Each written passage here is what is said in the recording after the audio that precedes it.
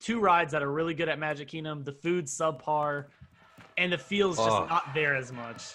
That's my problem with Magic Kingdom. This podcast is about to get heated. Honestly. All right, and for our first ever guest on the podcast, we're very excited for this one because he has everything to do with theme parks, something Griffin and I really enjoy a lot. He's got just over 220 subscribers, 7,000 views across his channel, and they only started in January, right before theme parks closed. Today, I would like to welcome... I'm Nick, and I'm part of ParkHopping Duo. Let's do it, man. Let's do it. That's it. Let's get it on. Let's get it on. I'm sure Josh told you this is kind of newer for us. You're actually our first ever true guest on here. That's awesome. Awesome. Thank you. You know, we found you on the Small YouTubers Boost, which how do you feel about that group? I want to actually ask you, how do you feel about that group? You know what? I think the group is a great concept. In practice, the way a lot of people seem to be using it, maybe not as good. But I mean, I guess if something good came out of this, I connected with you guys on there. So I guess some good can come out of it, but I think you kind of have to put in some work to make that happen, because it seems like a lot of people just want to spam links like all day. And that's like all they're kind of worried about doing, you know?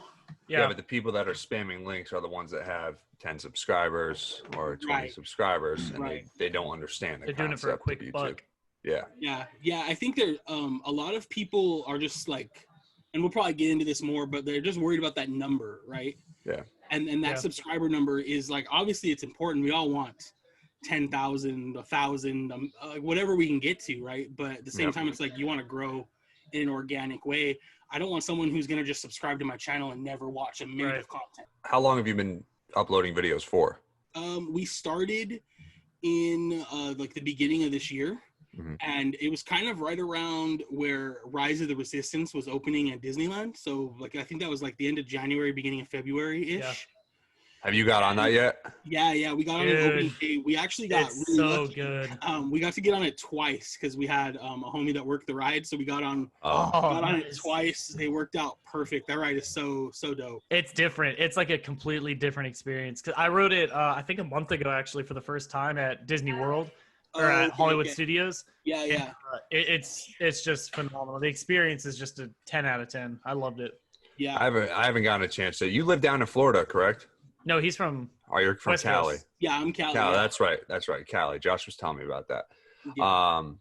That's insane. I'm dying to ride. I'm over in Connecticut, and so I'm over there in Disney World. I haven't been to Disneyland yet, but I'm dying to ride that ride. Josh told me about Flight of Passage for Avatar, and I didn't believe it was good until I rode it, and he was right there with me when I rode it for the first time. Have you ridden that yet? I know we haven't been on Flight of Passage. The last time we were at Disney World was like 2014, so it wasn't there yet. Which do you prefer, Land or World? Oh man, that's such a hard question. I honestly, I'll probably get a lot of hate when some of our friends and subscribers see this, but I prefer Disney World, I think. I've heard a lot of people say Disney World. I haven't actually been to the West Coast, so I haven't been able to experience it. But I've heard Disney World's just like, it's just everything's bigger and yeah, there's so much like more to do. The only thing I will say, it is really cool being able to walk like the original park that like Walt designed. And there are some attractions and like unique features that are nowhere else. But we went to Disney World during like Halloween into Christmas, and seeing the castle lit up, like it kind of ruined Christmas here, you know? Yeah, so, it's so pretty, dude. It's like top so notch. Good. Yeah, I really like Disney World, but I want to go to Disneyland just for the like the nostalgic feel and everything, because like you said, it's like the one that Walt designed, and like walking the parks and all the things that he saw and everything like that. But yeah, so I want to ask you a question. Like, what made you and your wife? It's your wife, right? Yeah, it's my wife. Okay. Yeah. What made you guys want to start a YouTube channel this year? Yeah, it's kind of been something we've been kicking around for a long time. So we've been together since 2005. I was not like a Disney guy when we got together. Like I would never be wearing these ears. Like Star Wars was always my thing, but that was obviously way before Disney owned it. Right. We got passes in like 2006 for each other. She talked me into it, and I think we went like 4 times. It was kind of a waste of money. And just like we got them again the next year, and then like I just started to really enjoy it. And we've been going forever, and we were a part of like a lot of like small social media groups. that popped up throughout the years before, like, I don't know if you guys know, like Mice Chat, like before that was a big thing, before Mousebait was huge. And just this last year, we were like, I think we should start doing YouTube. I think it would be fun to like post videos. And it kind of started as, well, if nobody ever subscribes and we never grow, then at least we can look back in 10 years and we'll have all this video in this memory. Because my wife and I are photographers. So we have like years and years of all these dope photos that we've taken. And most of us, we're not in most of them because we're taking photos of things. Right. And, it's cool to have those memories, but I think like having it on video, the sights, the sounds, like it's so much better, That's what Josh and I talk about all the time. Literally all the time. It doesn't matter if no one watches the video, you could still look back on your channel and like, it's kind of like almost like a photo box from when you're younger. You go back and look at the photos or videos, and like, that's what we love about YouTube, is like you can just go back and reminisce. I have some really awful videos on my channel, just horrible quality. I filmed it with a GoPro, like the first ever GoPro, and it's just terrible quality. There's a lot of pauses, unedited. I just refuse to delete them because it's just memories. I like looking back on that and seeing where I'm at now, not only from like an editor standpoint and a filmer and a YouTuber, but also as a person and like where I was back then with my girlfriend, now fiance. And we like to go back and look at those videos as a couple as well. So I completely see where you're coming from. Like I always have that mindset. If this never works, I have all these videos just to look back on and like remember the good times and all that kind of stuff. Yeah. I think that's part of like the biggest thing, right? Is it's like, if you're doing it to become famous, like the chances of that happening are pretty low. So you better have realistic expectations. And I mean, how many people have tons of like videos and photos? We've all probably had it happen and you lose a hard drive. Like YouTube's probably not going anywhere at this point, right? Yeah. Very true. So true. Do you consume a lot of content? I do. I'm on YouTube quite a bit. I don't consume. It's like a good mixture of like Disney content, and then as a photographer and like wannabe videographer, a lot of like that kind of content, like Peter McKinnon and those guys, spend way too much time but yeah, I do consume a pretty good amount of content. The wife doesn't watch YouTube quite as much, but she will jump in and watch some videos too. Did you watch Tim Tracker? I do watch Tim Tracker. It's my favorite. I met him a couple times. He's a really cool dude, but his channel's just, they've been doing it for I think like 10 to 12 years now. Oh, yeah. They've just been at the grind. I think I actually only discovered Tim Tracker like a few years ago. And one day earlier this year, I guess since I hadn't watched any of his old content, it started like recommending, hey, you should watch this video from 2 years ago. And I kind of went down the rabbit hole. Yeah. And I think like we were talking about like doing it for memories. Like some of his videos are terrible. Like the early stuff. Oh yeah. Like, him and Jen will have those memories forever. So exactly. So cool. Yeah. Now, did your wife used to go to the parks as a kid? Yeah. So she grew up going. She had, when they were in high school and right after high school, they had her and her sister had annual passes. Yeah. And then, I grew up, we're both born and raised here in California, like less than 40 minutes from Disneyland. But growing up, I liked Disneyland growing up. We would go once a year probably. But growing up, we went to the other theme parks more because my brother and I really liked roller coasters and that kind of stuff. Nice. And as a kid, I don't feel like I appreciated like that Disney magic, you know? So we spent a lot of time at like Six Flags and Knott's Berry Farm and stuff like that. I feel like that's where it stems from for a lot of Disney fanatics, is growing up on Disney, going to the parks, and that's when you're hooked your entire life. Like, I don't know if you're part of any, I know you said you're part of some groups, but like on Facebook for the Disney groups, like, yeah, I'm sure you've seen some of those people, and they're like 50 something and they're like hardcore. Like you say one wrong thing about the parks and they're on you and you're like, I'm sorry, There's a I think he's like 60 something, like upper 60s. He hasn't missed a day. I'm sure, well, since coronavirus now, he has missed a day. But there's somebody out there that holds a world record for how many days in a row they went to Magic Kingdom or any of the parks. And it's like an insane amount of like 6 years plus straight every single day. They went to one of the parks, even if it's for like 30 minutes, they'll go to a park and then just go home just to keep that streak going, which I think is crazy. Insane. Yeah.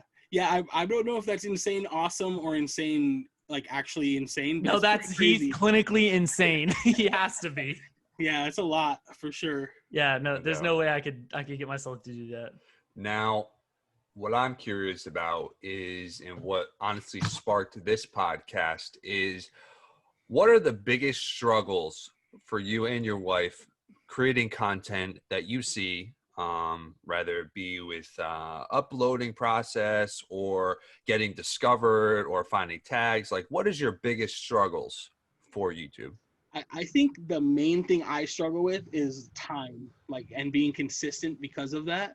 I think getting that consistent like upload schedule has been something I've been struggling with. Yeah. And in the last couple months, I've kind of hit it, one video a week, not always the same day though. So trying to get that has been tough. I'm going to chalk some of that up to coronavirus, and it's not easy to create quality content when you're not in the parks because our parks are still closed here. Oh yeah, that's right. And then some of that is also just like I'm busy. I work 60 hours a week. You know what I mean? So it's like, you know, you got to find that balance, and it's got to stay fun, because if it's not fun, like, you're not putting out good content, I think. Yeah. Yeah. People, as soon as you start getting a few subscribers, people think you instantly are very rich with YouTube. Yep. I'm very happy for the amount of subscribers I have. I'm almost at 4,000. But I've had multiple people DM me on Instagram asking for money and stuff. And they're like, you're a YouTuber. I know you have money. I'm like, dude, I don't know how much you think I make from YouTube, but it's not enough to give away any of my money. But yeah, people think we just don't have full-time jobs and that we can just post consistently. And like, I have friends from work that follow me on YouTube and stuff. And they're like, dude, when's the next video? I'm like, I mean, you see me here every single day. I don't know when you think I have the time to film this. It's not on break, that's for sure. Yeah, exactly.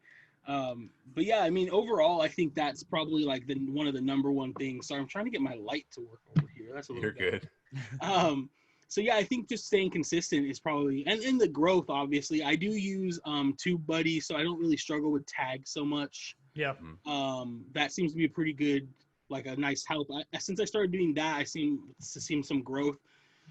And then I was struggling with thumbnails in the beginning, I think, too. And I think I've hit a sweet spot with thumbnails where our videos are getting like more impressions earlier. So hopefully that's helping. Yeah. No doubt. There's a YouTuber I watch. His name is Graham Stephan. He's a financial YouTuber. Mm-hmm. He's very analytical when it comes to YouTube, and he watches his like first like 20 minutes of his posts. He's just staring at the YouTube Studio app, seeing the impressions and all that. And if the video doesn't do well in the first 10 minutes, he'll change the thumbnail right away, because he's like, well, it must have been the thumbnail because it's the first 10 minutes. And if the video starts dropping off after 30 minutes, he'll change the title right away, which I think is insane to take it like that analytical. But yeah. I mean, it obviously works because he's got millions of subscribers and hundreds of thousands of views a video. But yeah, stuff like that is just, it's stuff to consider and like really dive deep into the analytical stuff in YouTube. It really helps. Yeah.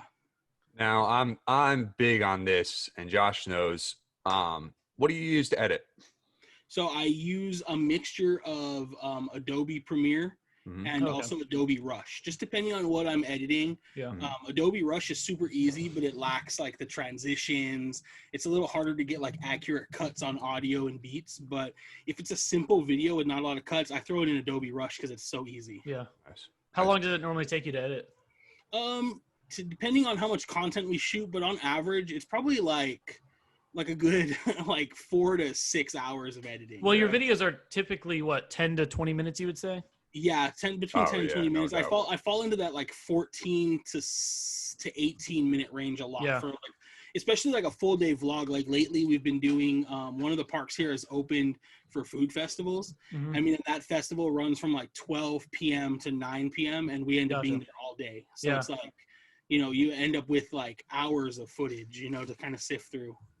What's your random question though? What's your favorite park? Because I have a very favorite park, and Griffin hates my opinion on this, but Universal is by far the best park in Florida.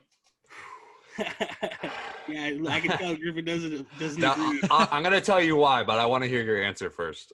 You know, I'm gonna have to go with Magic Kingdom. Like I enjoyed Magic Kingdom so much. Amen. And the reason why I get this is my Disney fanatic coming out, because I grew up going to Disney World my entire life. Yes. So obviously I like Universal, but I compare Universal and Josh doesn't agree. It's horrible. Like when I'm down there, comparison. like, so in Connecticut we have a Six Flags, and it's extremely ghetto. And I compare it to that because it's just like there's not the same spark or magic for me when I go to Universal. It's cool. Don't get me wrong. It's very cool. They have good rides, but I just don't. Rides. Like, I feel like I'm going to get stolen at Universal opposed to Disney. I'm safe. No, dude. Universal is just, Wait, hold on. I got to show them because I'm a huge Disney collector. Oh, okay. I love Disney stuff. So I just That's Disney fan. But. Well, I think the biggest thing with both of your answers is being Magic Kingdom. You don't live 30 minutes from Magic Kingdom like I do. I go there so often that the spark isn't there as much, and the rides just aren't that good. Like, put it into a base perspective. I go there X times a month or a year or whatever. The rides are just it's 2 rides that are really good at Magic Kingdom. The food's subpar, and the feel's just not there as much. That's my problem with Magic Kingdom. This podcast is about to get heated. Honestly. I can't jump in and speak to Universal Florida. We like I said, we've only been to Disney World once. It was 2014. The wife and I went for our honeymoon. She worked for the company. She was with Disney. So we got pretty hooked up on that. So we were there for like 14 days. Oh, wow. And you'd think in 14 days we'd leave property and maybe go to Universal, but that did not end up being the case. Nope. So we spent all 14 days like on property. It was pretty awesome. But next time we go, we're hoping to go next year. We will be mixing Universal in. Like I have to go to like Hogsmeade and stuff. So dude, we have Universal out here, but it's not the same. No, your Universal's your Universal is not it's not as big. There's only one park, right? Yeah, it's one park. Right. It's like super like, yeah. It's honestly Universal Studios has some good stuff, but it's not Disney. It's not even Knott's level, you know. Yeah. What camera do you use? So for the vlogs right now, we're shooting with the new Nikon Z50, the mirrorless. Oh, how do you like that? Dude, I absolutely love that camera so much. Oh man. So downside, and don't knock the camera. I don't know if we did something, but the back screen broke, like the feed went out. So I just shipped it back to Nikon, and they're fixing it for free under warranty. So that's cool.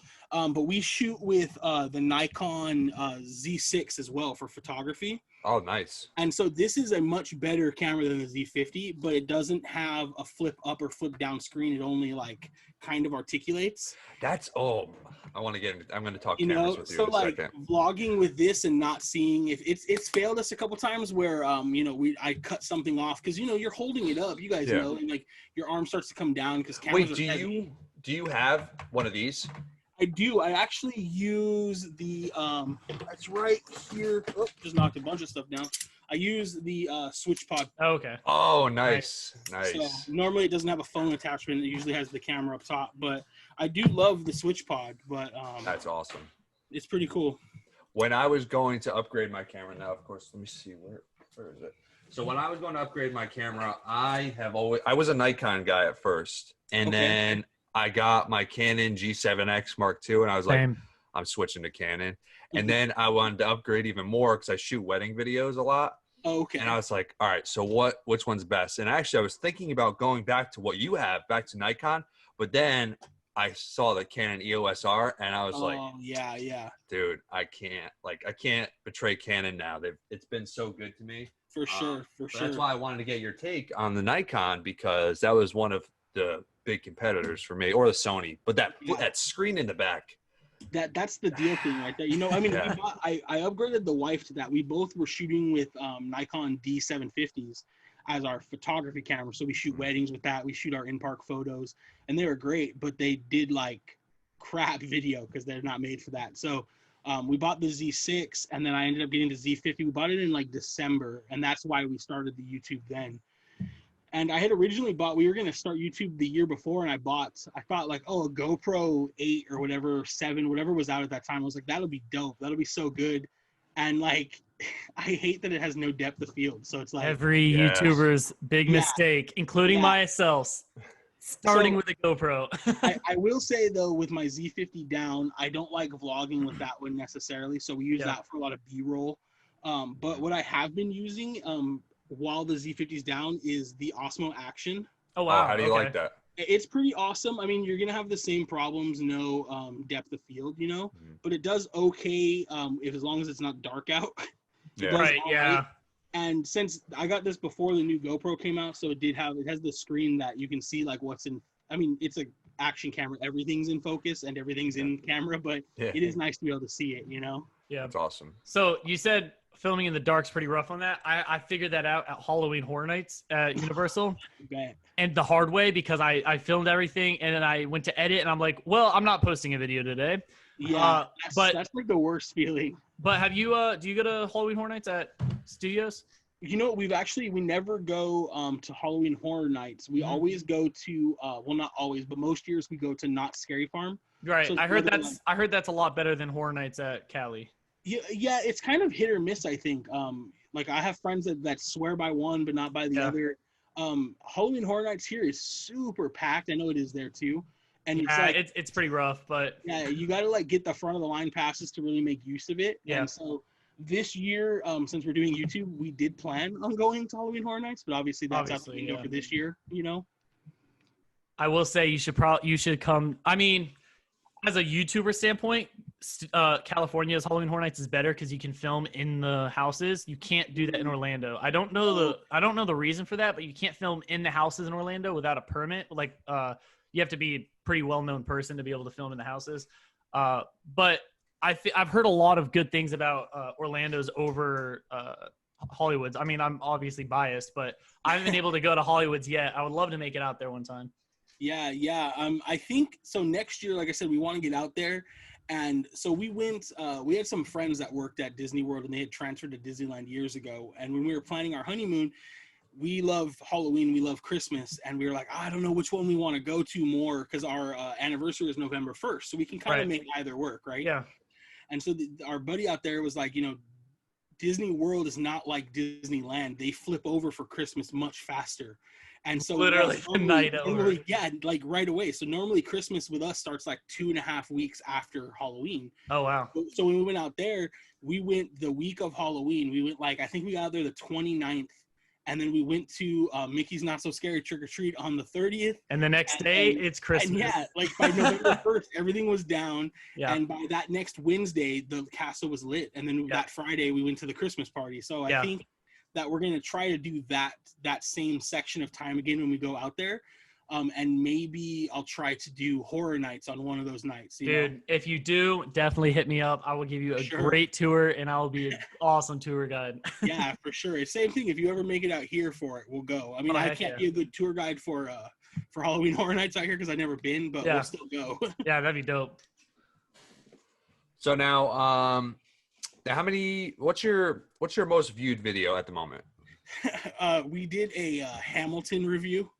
Mm-hmm. Okay. And right when it came out, we got on top of it as soon as Hamilton dropped on Disney Plus. We had very smart. And I kind of hate the thumbnail; it's crappy. But you know, the video hit some algorithm and it did really well. And it's by far our most watched video, like annoyingly so. How many views does it have it on that? I think it was at over 4K last time I checked. Oh wow. Nice. Which is, you know, I mean, we're at 200 and something subscribers, so we're still pretty small. I mean, I'm happy when a video gets 200-300 views. Like that's still mind blowing to me that 300 people cared enough to watch a video, even if it was for like 5 minutes. You know? Yep. Yeah. Same here. Now, when did you see that one start taking off? Did it take some time, or was it instant? It was pretty instant. It was like within that first like day or two, like we were like, oh wow, it's already at 500. Oh, it's at 700, you know? Yeah, that's such a good feeling. I didn't look at it for a couple of days. I was like, oh, we broke 1,000. Like, it's pretty crazy. Did you hop on the Milan train also? We did, and that video did nothing. Really? Wait, did you spend $30 for Milan? I did. Oh, no. Kills me.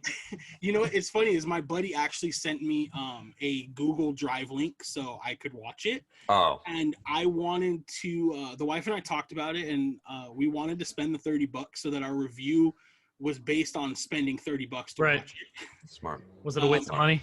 It was not the best $30 I've ever spent. It was not the best. You know, I didn't hate it, but I definitely didn't love it. Yeah. Oh man. I haven't watched it yet, and I'm not. I'll wait. Yeah, you're definitely better off waiting. Yeah. So do your friends and family, what do they think about you starting YouTube? Was it weird at first, or did they all just it's kind of, we're at a point where it's almost normalized to be a YouTuber and to YouTube because of how successful some of these people are, and people finally take it seriously, even if you're not doing it as a career. Like, when you're just doing something you love and you get to film it as a side hustle, that's awesome. Like, I think it's the coolest thing ever. But like, how did they respond when you first started like posting, like share? I'm assuming you share on your Facebook and stuff, and when they all see your new videos, what's their response like? We've actually had pretty positive response from families. Like you said, I think it's pretty normalized at this point. Yeah. Our friends that go with us to the parks, we're already used to it because we've been doing Instagram for like a year before that. And we would go live at the parks, or we would do like a lot of food review videos in like our stories. Yeah. And so for us, it kind of just made sense to make that transition to YouTube as well, which is a whole other thing, because now you're shooting content for two platforms that do not look the same. So, but friends and family have been pretty supportive. Nobody's really said anything like weird. I don't think our biggest viewership and followership comes from friends and family, though we do have some that are super supportive and watch all the time. But that's fine, you know? Yeah. It's funny because at work, I work in a warehouse, and so there's like 200-300 people every shift. And at first, nobody really knew that I had a YouTube channel when I got there. But as soon as one person found out, that entire warehouse started asking me questions like, "Hey man, do you get paid from YouTube? Man, how do you do this? How do you do that?" And it's a really good feeling, honestly, because nobody was like, "Man, that's so weird. Why do you do that?" Like, because I remember having a YouTube channel, a different channel, way back in the day when I was younger, filming videos like in the school bathroom on like breaks in between classes, because that's the only time me and my friends had time to film. And everybody thought it was like, obviously it was really weird because we were doing it in the bathroom. Yeah, it's kind of weird, but still. They thought just having a YouTube channel in general was really weird. So it's nice to see that finally getting the attention it deserves, and it being normalized as everybody should be able to do it. Because I think, like you said earlier in the podcast, even if you don't make a career out of it or anything like that, even if you don't make a dime off YouTube, you have all those memories to look back on. Yeah, 100%. And we've met a bunch of cool friends through it, and other YouTubers who we now like have connected with. And it's an awesome starting talking point too. Like, a lot of people will see you vlogging, and like, you guys know that takes a little bit to get over. Like, you're like, oh man, everyone's like watching, you know? Yep. Now I can scream in public and feel completely okay. Right. So, but yeah, everybody's been pretty supportive. It's pretty awesome. It's been a good feeling so far. It's cool that you mentioned meeting people, because me and Griffin actually met through YouTube, and I started as a hater to him, but we're literally like, ever since we met, we've been like best friends since then. We talk almost every single day. We've only met 3 times maybe? Yeah, well, in person, yeah. In person, we've only met like 3 times, and now he's in my wedding, and we're like best friends because of YouTube. So awesome. Yeah.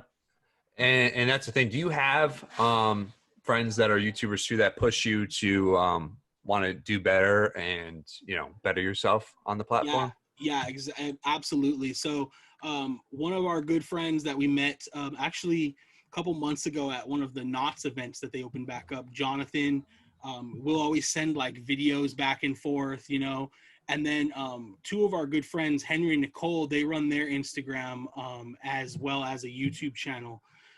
And me and Henry will always text like ideas for videos, for collabs. He'd be like, hey, we're going to do this. What do you guys think about that? And, we're all small channels. Our friends Henry and Nicole, their channel is closer to 1K than we are. They're getting pretty close. They started a little earlier, but they're putting out some awesome content. So that's what's so awesome, is being able to bounce back ideas between each other. Yeah. I think when I met Griffin, I had like 300 subscribers, and you were probably at like 1,000, maybe 2,000? 1,000, yes. And now we both just grown like 10 times what we were then, literally. No doubt. Yeah.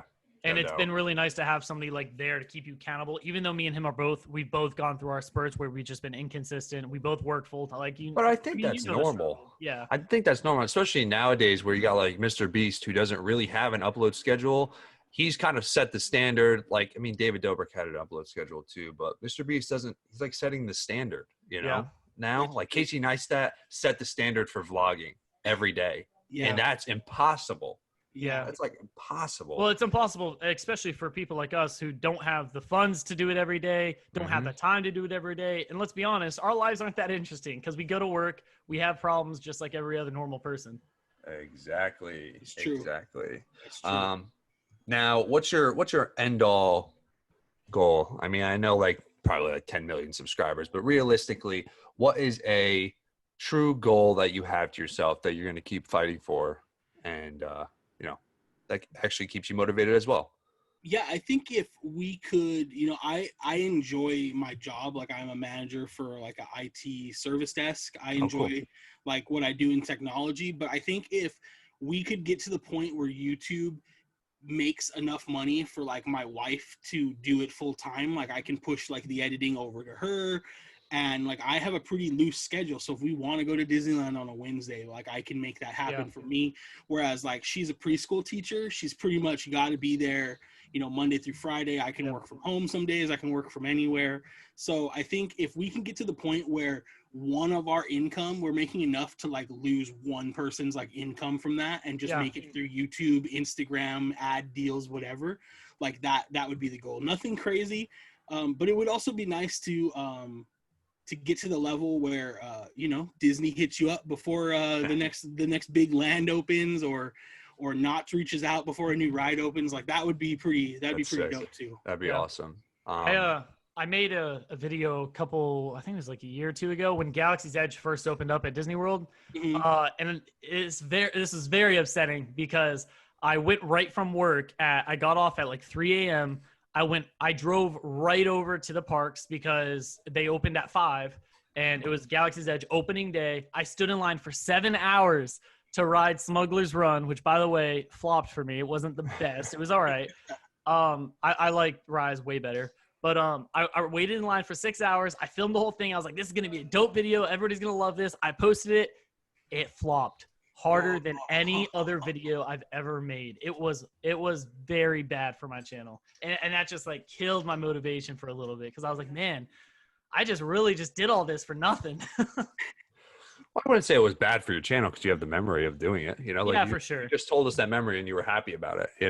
And now do you run into that same issue where you post a video, you're so excited, and it almost flops because we've all had that happen? How do you fight that discouragement?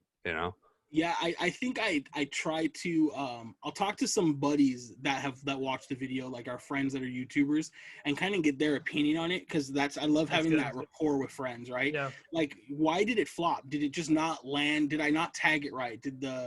Why did it flop? And sometimes people just don't want to watch what you think is going to be is going to be good. I think what's really helped me is like I said, the wife and I are photographers. And like, I'll take photos and I'll edit them and I'm like, oh, this is a banger. And I'll throw it on Instagram and it'll do like 100 likes. And you're just like, man, I really thought that was a banger. And then you post another picture the next day that you're like, oh, this was all right.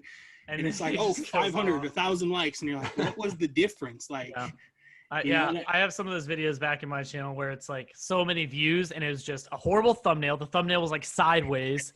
It was a clickbait. It was a trash video. It was a horrible GoPro vlog, and it just blew up, couple thousand views. And I'm like, why does that one have to get a couple thousand?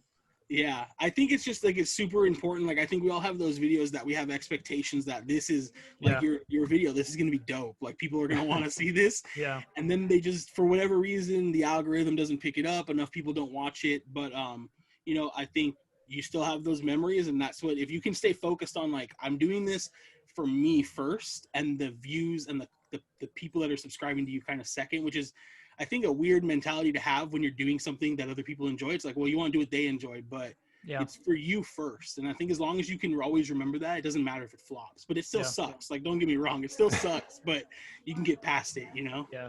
I'm pretty cool when so I have, what do I have now? 13,000 subscribers. And I know this is going to sound crazy. As long as my videos hit 100 views, I'm happy.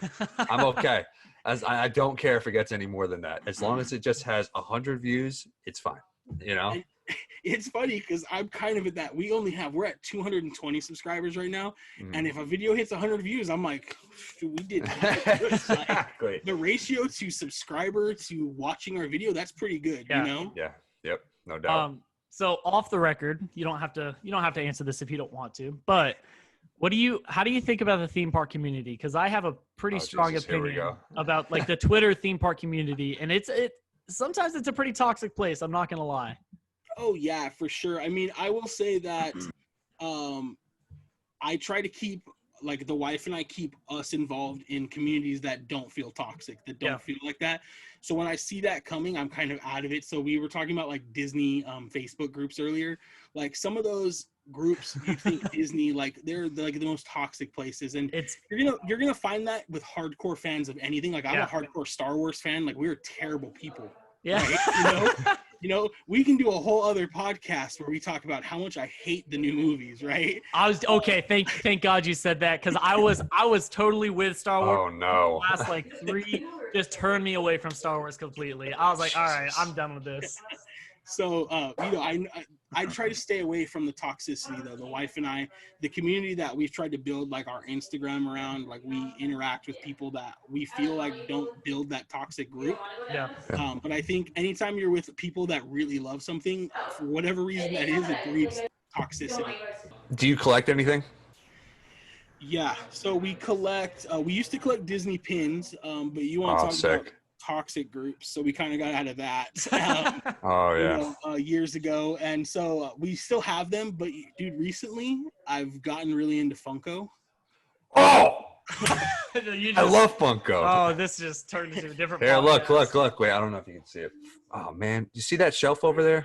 Yeah, that's all Funko Pops. Okay, I'm gonna show you guys mine. Is this video gonna be posted or no? We can cut this out if you don't want to. If you don't want it in there, we can cut it out. I don't think my room's just a little messy. I threw all the trash. Oh, dude, it's fine.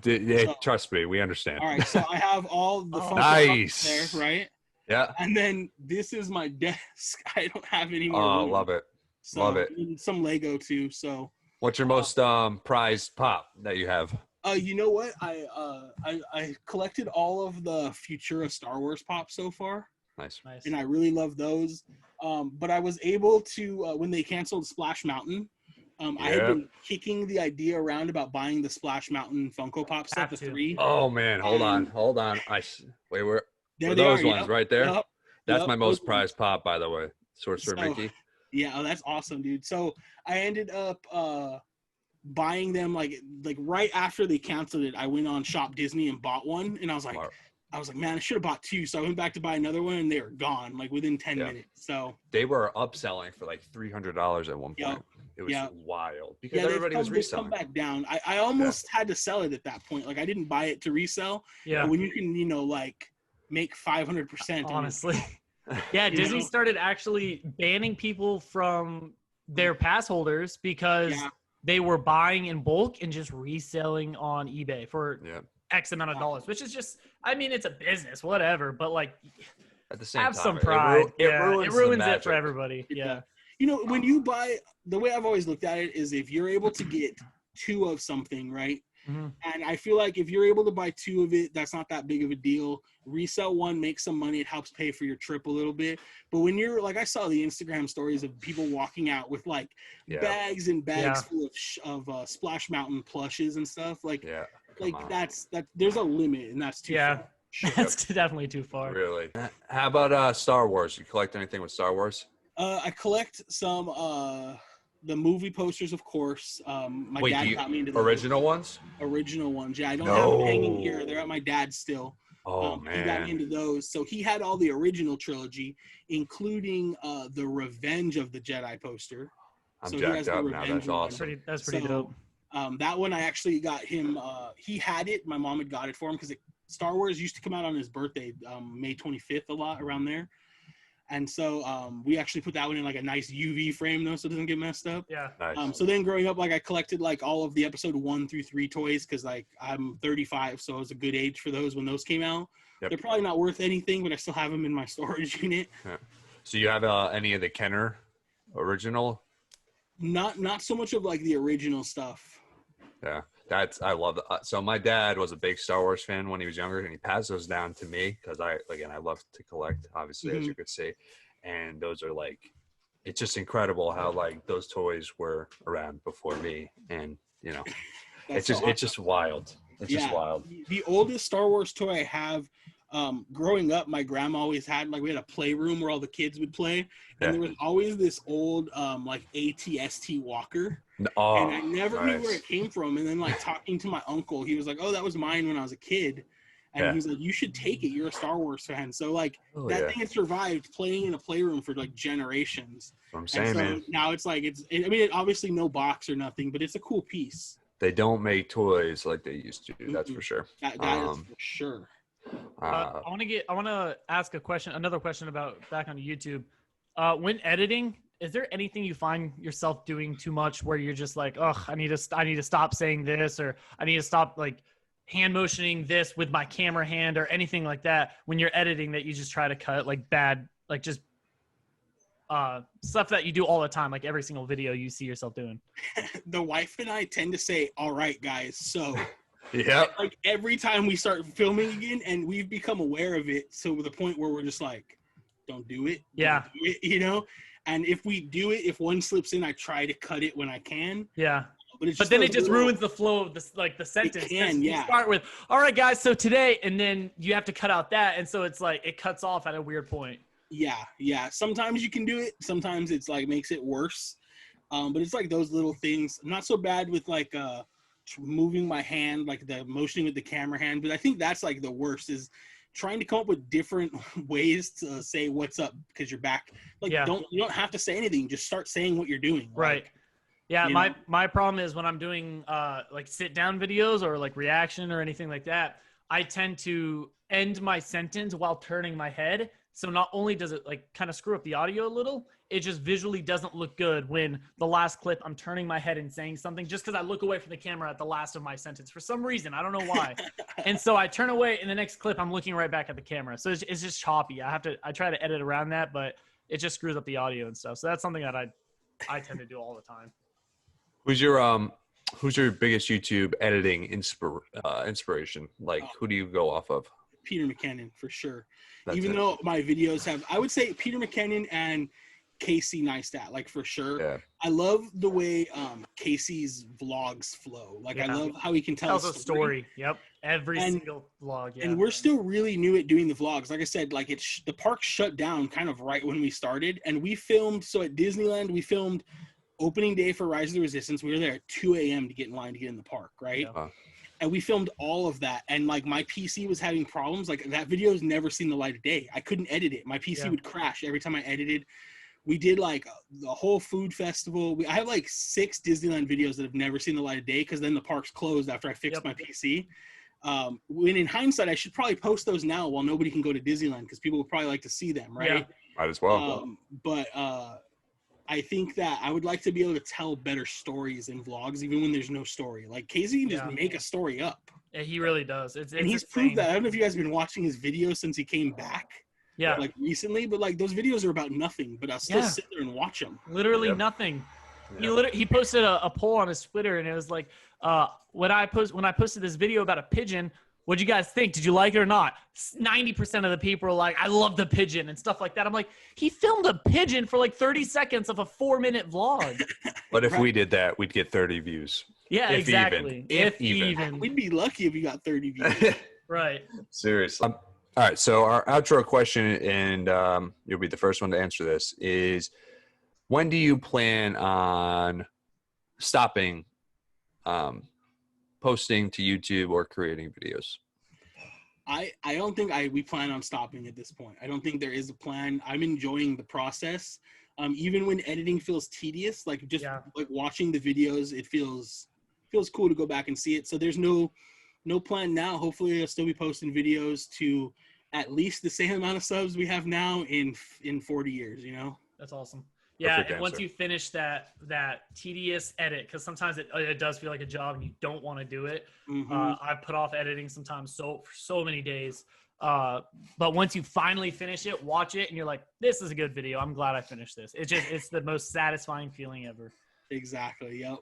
But yeah, man, thanks for coming on. I really enjoyed this podcast, and it flowed pretty well. I think we went a little over 45 minutes.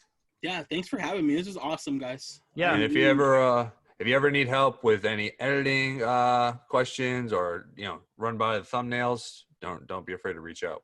Yeah, I appreciate that. And if you guys are ever in California, dude, let's go to Disneyland. That'd be awesome. Go ahead and tell people where they can find you at. Yeah, so you can find us on YouTube, ParkHopping Duo, and you can find us on Instagram, same name, ParkHopping Duo. Awesome. One word, ParkHopping Duo. Awesome. All right, man. Take it easy. This was a great podcast.